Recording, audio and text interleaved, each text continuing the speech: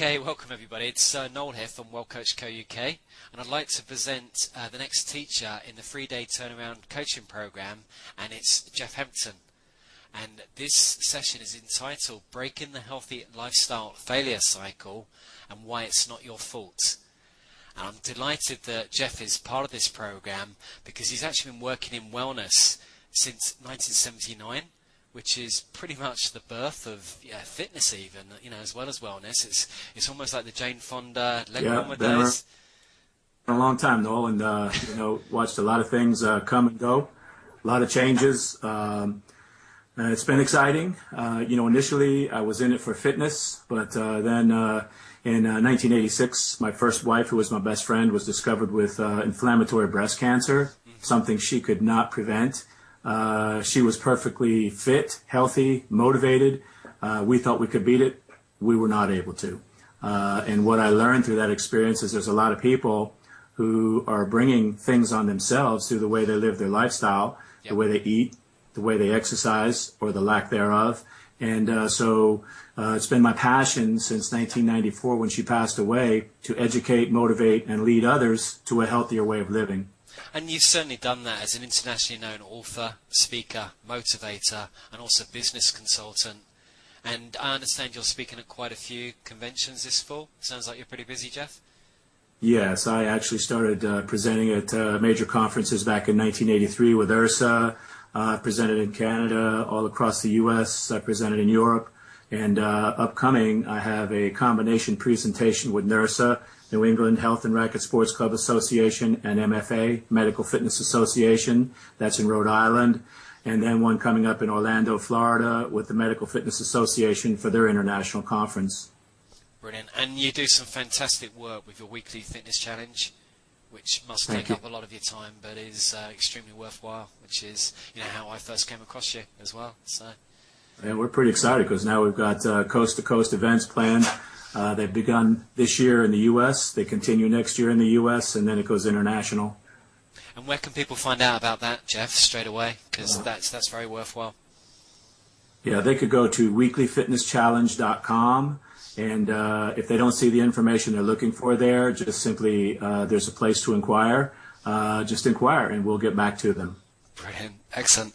Okay, so where should we start off today? Should we even talk about what a healthy lifestyle is, just an overview?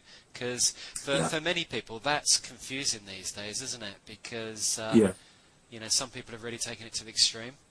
So yeah. And one of the funny things, too, is if you watch some of the ads on TV for the pharmaceutical solutions to illness and disease, typically the advertisement being 1 minute in length, you'll have 20 seconds about the product and then 40 seconds about the side effects. So what we like to try to do is have people look at exercise and nutrition as a prescriptive intervention, something that can help them prevent self-inflicted diseases such as type 2 diabetes, different types of heart disease, different types of cancers, and along with the exercise, get a strong nutritional component and a strong motivational component and a strong mentorship or some type of a relationship with someone or something that will help them stay the course. Because a lot of people start with good intentions to try to make changes and they fail repeatedly. It's that support side of it and the right environment that we help sort of co-create by working with a mentor. Yes, exactly. Some of the things that can serve as mentors, really the best solution to ending a life of inactivity or repeated failure is a personal trainer. A lot of people can't afford personal trainers, so there are other ways. But the personal training route really is the single best solution. And when people look at personal training, both from a personal trainer's point of view and from the consumer's point of view, they need to look at it as a continuum because people didn't get where they are in a day or a week or a month. They got there through long-term behaviors, and to change that, it's not a simple solution. So personal training is one option.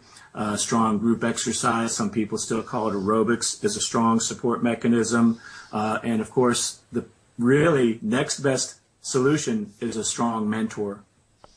And a coach. There's lots of different titles, isn't there? But it's being part of something on a weekly basis, isn't it? That it's really important to help people. First of all, sometimes people try to take on more than they can in the beginning. So we use the term baby steps. If you've been in a long-term inactivity for a long period of time, in order to change that behavior, it requires a consistent progression of baby steps. Not making goals that are, too profound so that you can stay on track. Make sure you have a system of accountability and a system for motivation. And also, as people learn who haven't really been successful before, they themselves can become mentors and reach out to those people they know, friends, family members, coworkers, who aren't even thinking about change yet, but really need to change. And there's great value in that, isn't there? So. Oh, yeah. Yes, yep. That's huge. Yeah, sometimes people think if I ask them, like if I say, Noel, do you know somebody who needs to exercise more and eat better? Of course you'll say yes. I mean, 99.9% of the people in the world would say yes. But sometimes they've built in, their own set of excuses, which really are false assumptions. Like, for example, if I say, have you ever tried to help one of them? They say, oh, yeah, we try to help them, but, until they're ready, they're not going to make the change. Well, if you think that, you're right. But if you learn that you're wrong, you can change people's lives more effectively. It isn't about going in there and, making them, hear harsh things about why they should change. It's about gently reaching out to them and helping them take those first steps in a manner that's fun. Because if it's something that's fun and you encourage them to do it with you, the chances are the people who weren't even thinking about the change yet will make the change with you. So straight away, Geoff, you're an advocate of the gradual approach. You talk about baby steps. You're not in favour of putting someone on a detox and, trying to change things overnight. Because for some people that does work too, doesn't it? Some people have told me, I need that. It's like all or nothing. But I also wonder, working with people over the longer term, whether they're the same people who are able to stick with it over the longer term. And as you said, if you can get past it 3 months, 6 months, one, there's more momentum, there's greater gains, but also it's a lot easier, particularly after 6 months. Something kicks in and everything starts to just sort of gain momentum. You're exactly right. And here's the thing. If you look at someone who tries to make that radical change, some will make it successfully, but if it's a quantifiable situation, you'll find that most don't make it. Now, the same thing holds true for people who join health clubs, fitness centers, medical fitness centers. They go in there with the best of intentions, but they unrealistically think, and that business unrealistically thinks that somehow they will suddenly change their ways, and that doesn't work. And if you really track, let's say, people who join a club, how many are still active at the end of 90 days, generally speaking, that number is astronomically high. The ones who were not regular exercisers who failed, same thing with weight loss. If you take a look at the weight loss industry, what happens? One person experiences tremendous results, and all of a sudden they're on a national media campaign. But yet it's implied that everybody who comes in there, should experience that, and of course they don't. Radical change does work for some people, so it shouldn't be off the table. But if the radical change doesn't work, there needs to be a fallback plan that person can immediately go to. Do you see what I'm saying? Yeah, and it's quite customized too, isn't it? So, if you're working with an individual or you're working with groups, there's a few variables, and that's where the experience and the expertise of the mentor coach comes into play with that. Yeah. So let's talk about the healthy lifestyle failure cycle. How would you define that? Is that repeatedly great intentions, particularly New Year's resolutions, and that they jump in and then they fall off within 30 days, which is just so typical, and then they repeat that a number of times, and every time you do it, it just eats into your self-esteem, because it's like, here we go again? What's your experience of that, Geoff? You're hitting the nail right on the head. I mean, I think that the New Year's resolution is like the pristine example, Why wait till so then? many. Why wait till New Year's Day? You know, Yeah, so many people want to make that commitment then, but here's the problem. There's a gentleman named Dr. James Prochaska. He's a professor at the University of Rhode Island. Yes. He created a model that evaluates behavior. It's called the trans-theoretical model of change. A lot of people have heard of the stages, maybe not necessarily called by the trans-theoretical model of change. But he put people in 5 categories initially. There's been some add-ons since that time, but the original model, which is easy to understand, is people that are in what's called the pre-contemplative state. They're not even thinking about the change that they need to make. People that are in the contemplative state are thinking about it, but action is not imminent. People that are in the next step up, called preparation, they're beginning to research some things to see what might make sense that they might like to do. Then comes what's called the action category. People are actually doing something. And then the maintenance, those are people who are either sustaining the change that they've made or never needed it at all. The problem is that when people progress through those levels and they get to the action level, their desires far outweigh their commitment. And so they jump in, they want to try to get something accomplished, and that wears off very quickly, a lot of times because of self-imposed obstacles that are in a recurring scenario.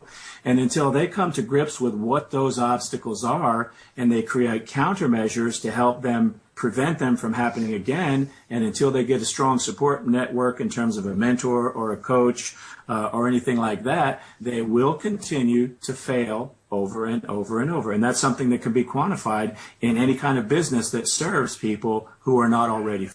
I think the important thing there too is that people assume it's like a linear sort of approach, that you go from pre-contemplation to contemplation, preparation, action to maintenance, and once you're in maintenance you stay there.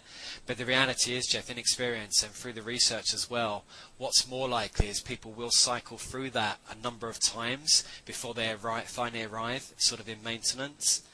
And the other important point too is that you spoke about 5 stages, and maybe there's more now. It's been a while since I've been reading up on the latest research on that, but the important point is that at each stage there's an appropriate response as to how to help somebody, and so if it's in action, then yes, give them a prescriptive approach. But if it's contemplation, which is the reality where most people are, they want to, but they're not so sure either, because it means giving up the good life, drinking wine, going out late and all that sort of thing. You have to help them weigh up the pros and cons. So essentially there's different approaches depending on what stage people are at.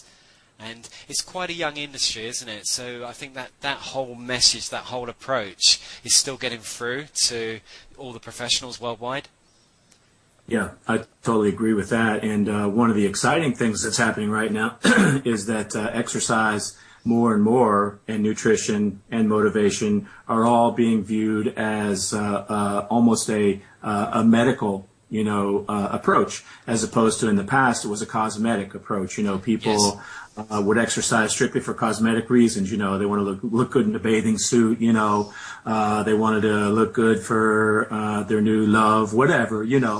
But now it's being recognized more and more as an urgent health issue. As you look at the dramatic increase, the kind of the Pavlovian response that everybody uses is obesity and morbid obesity, which of course are a symptom of inactivity. Yes. Everybody hones in on those 2 words as though those are the only things. But now there's a new terminology called normal weight obesity.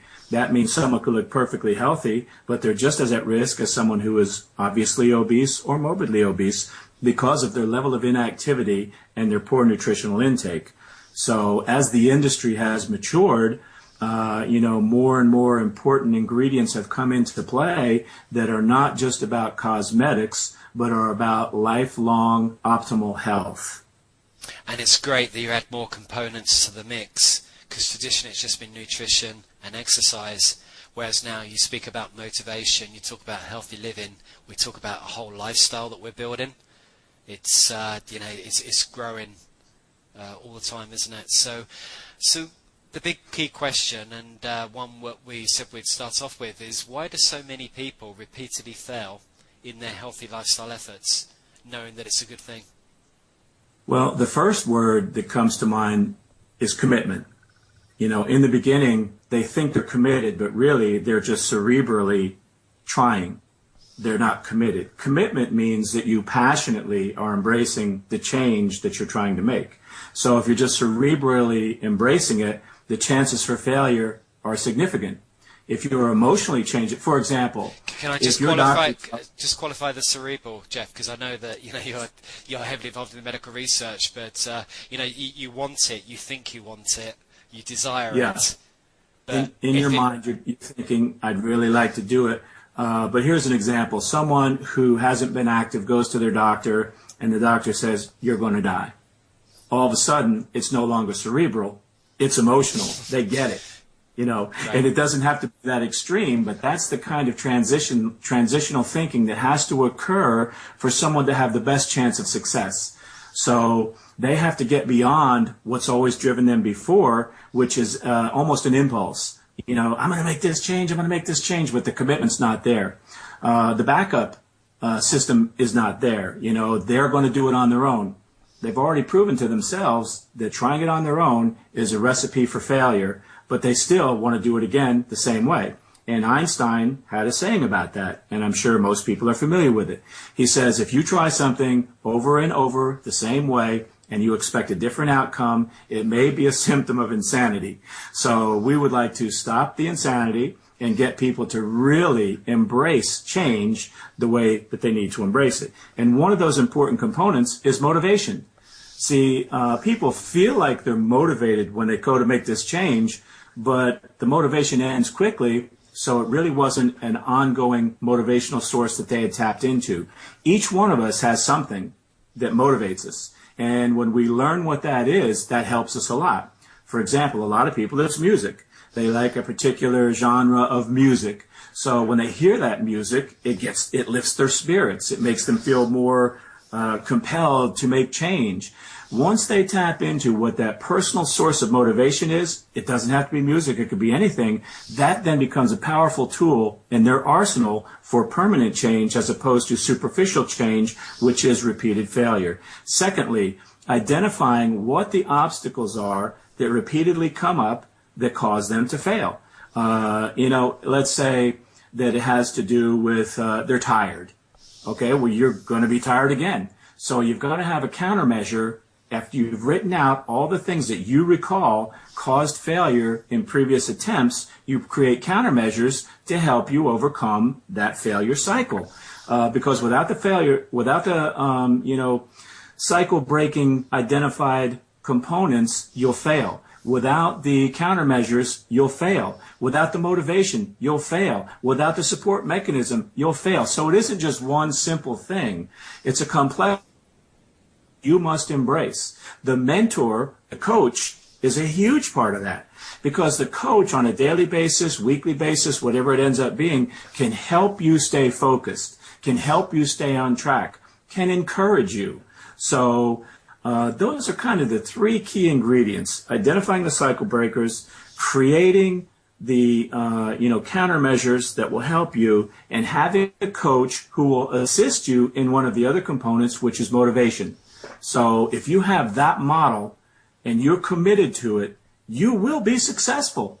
You will not continue to fail. You'll break the failure cycle, and once and for all, you can become successful. There's no greater feeling than to overcome long-term failure and replace it with success. Because the worst thing is procrastination. Just keep putting it off and off. Because we both know, as you get older too, people put it off, and eventually, sore knee, sore hip, eventually they can't actually be active, and then it's actually no longer a choice anyway. Okay, that's maybe extreme, but but particularly with the baby boomer generation coming through now, a lot of them, well, I'm okay for now, I'll wait. But the saying goes, it's never too early and it's never too late, because the earlier you start, you set yourself up to really enjoy your senior years. There's an incredible amount of research in that, isn't there?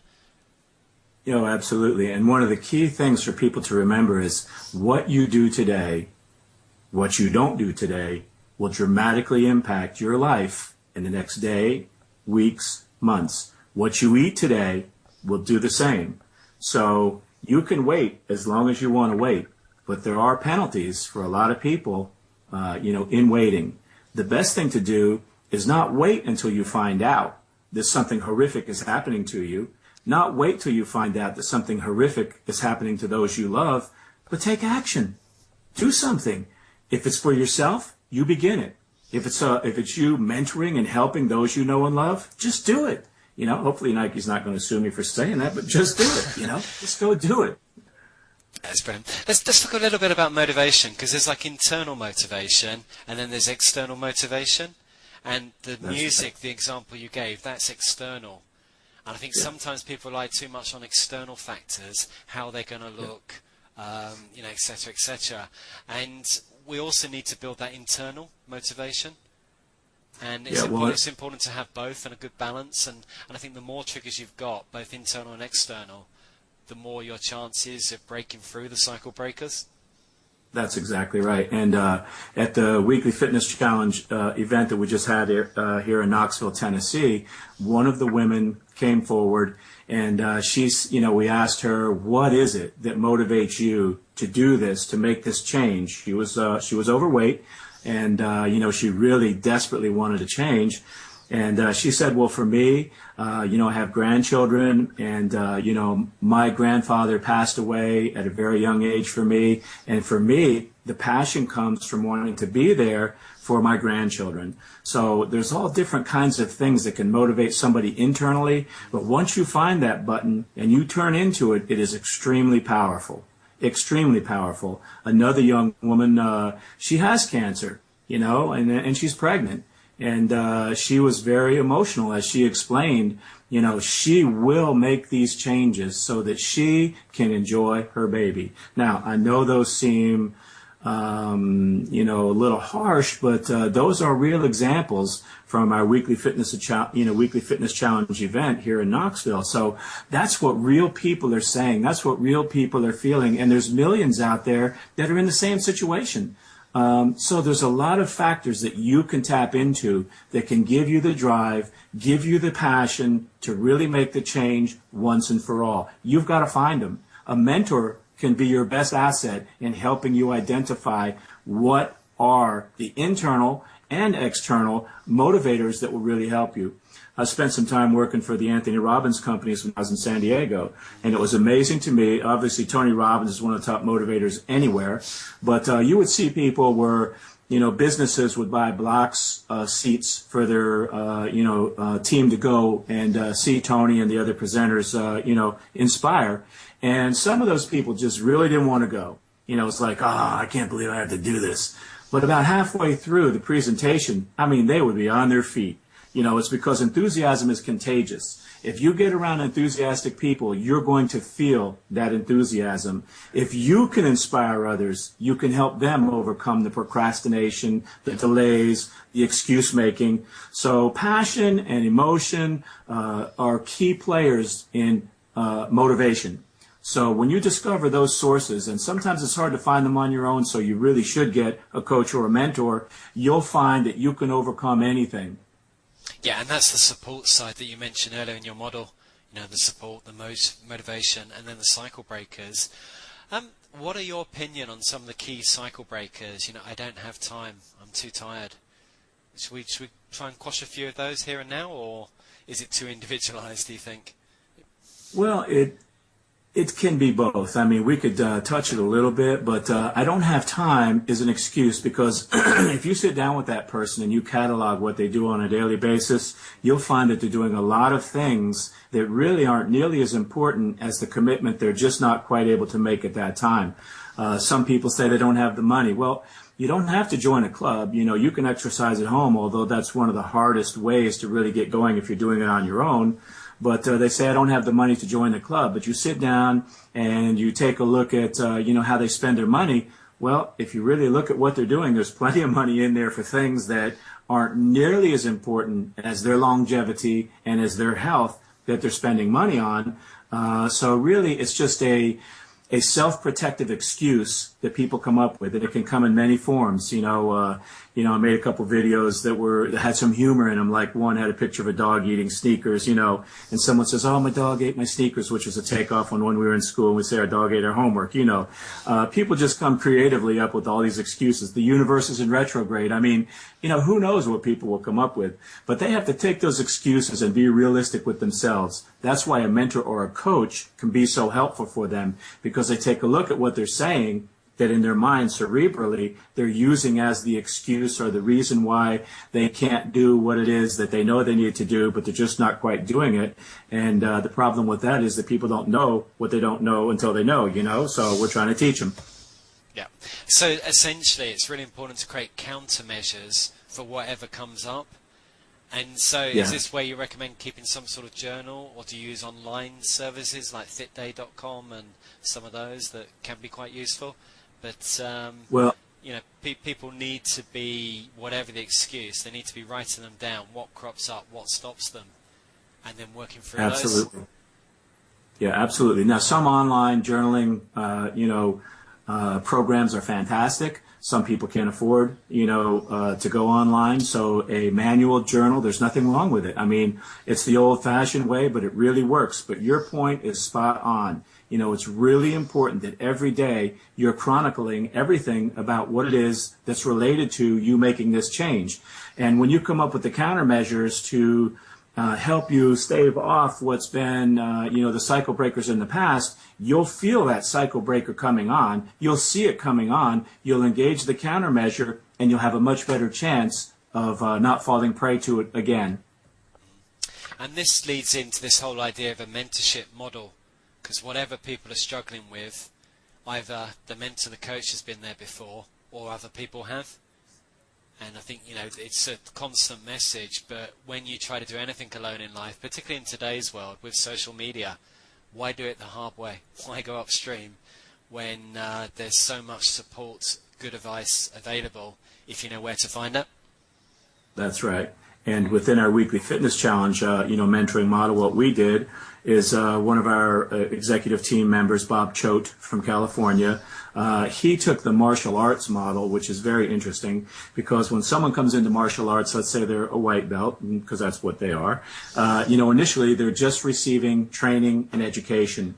But even before they advance beyond the white belt, many times they're engaged to teach other people who are coming in as a white belt. So what happens? That person who had no experience before, who now is just learning, is now empowered to help other people. So the mentorship model, if it's strong enough, will change people's lives in a very short period of time. It doesn't have to be always advanced mentorship.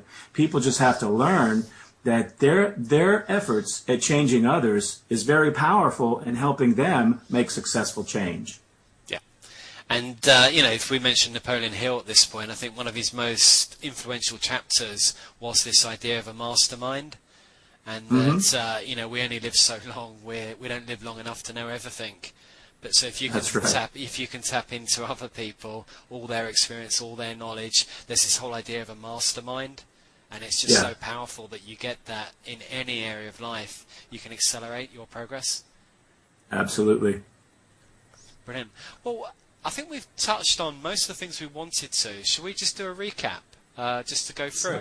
Because, first of all, we spoke about the healthy lifestyle failure cycle. Yep. Just to summarize again, if you just a couple of lines on each, Geoff, and just as I run through. Yeah, the failure cycle, a lot of people can relate to it. Like you said, January 1st is one of the ones most people could relate to, where for that moment they were inspired, they thought, to make the change. So they tried, they failed. Once they stopped doing what they were doing, no matter how you cut it, that's failure.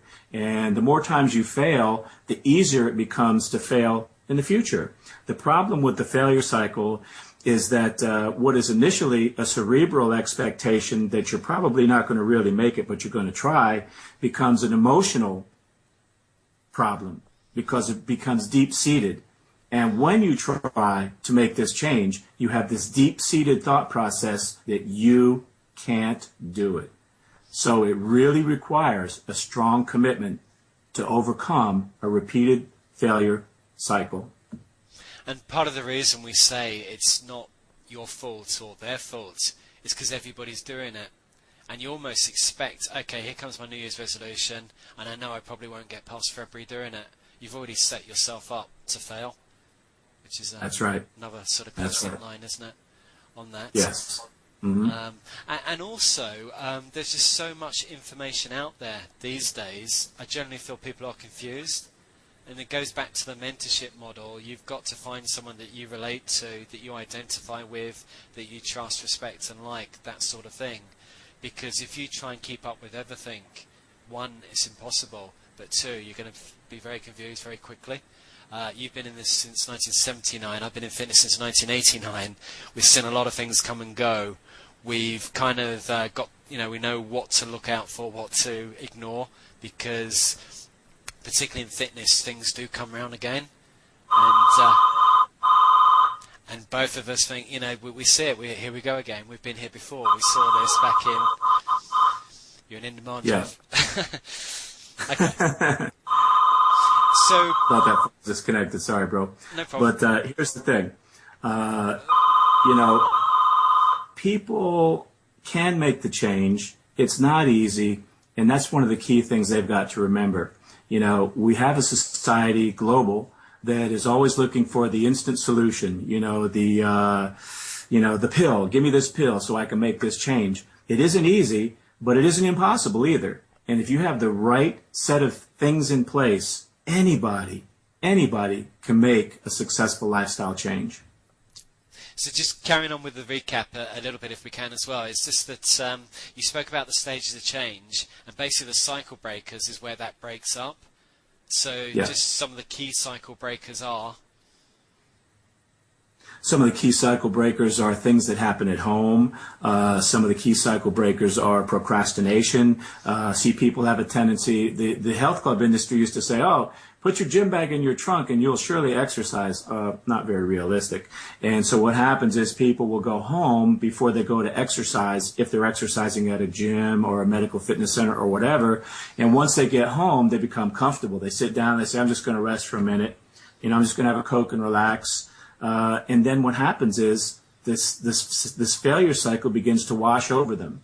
Yeah. So until they identify what are the individual things that cause them to get off track, this isn't being rude, but sometimes a spouse will become demanding of them or, put obstacles in their way. And if they don't anticipate those, they'll still have the same failures that they did before. So that's why it's important that with a mentor, you sit down and you think back through the most recent, let's say, going back as far as you can, attempts that you made in lifestyle, whether it was weight loss attempts, whether it was, joining a health club, whether it was home exercise equipment, which a lot of people find that, home exercise equipment becomes a great clothes horse, and that's about all that it ends up being.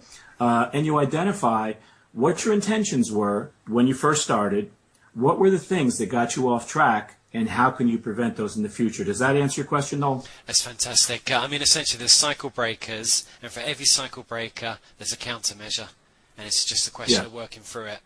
So rather than seeing it as a problem, know that they will come up, and know that it's just something you're going to work through to come up with these countermeasures. And behind all of that is some sort of either mentorship model or group support, group training sort of model. Don't go it alone. Okay.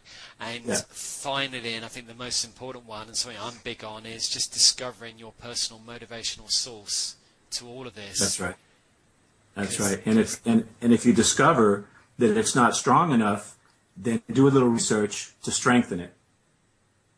Got it. So, Geoff, where can people go if they'd like to work further with you? Just a weeklyfitnesschallenge.com, or they can email me at Geoff, Geoff, that's Geoff with a G, at Geoff Hampton, GeoffHampton.org. Excellent, thanks. Geoff, it's been brilliant speaking to you. It's doing a video interview is very different, isn't it? I think both of us have done a lot of audio interviews. You could be making notes, you can be thinking, but here we're 100%. But the reason we wanted to do that is that we're both genuinely passionate about what we wanted to do, and we wanted to get that across today. And Yeah, so, yeah. you spoke about cerebral and coming from the heart. This has come from both today. And so Yeah. we practice what we preach. So I think that's an essential message too, isn't it? So Yeah, but before we get off, I want to thank you personally for all you do, and I love your passion, and I hope that you'll continue to make the difference for as many people as you do, and even increase it, because you are awesome. And Geoff, I'd like to return that. I think you're awesome. I love what you do. It's how I first came across you, was the weekly fitness challenge, and then I just started to see you everywhere. And you seem to be the champion for so many other fitness professionals out there. You're not just a champion for the consumer, you're also a champion for the professional. And I really totally, fully respect that, which is why I'm so delighted to have you on this program. So thank you for your time too. Thank you, Noel.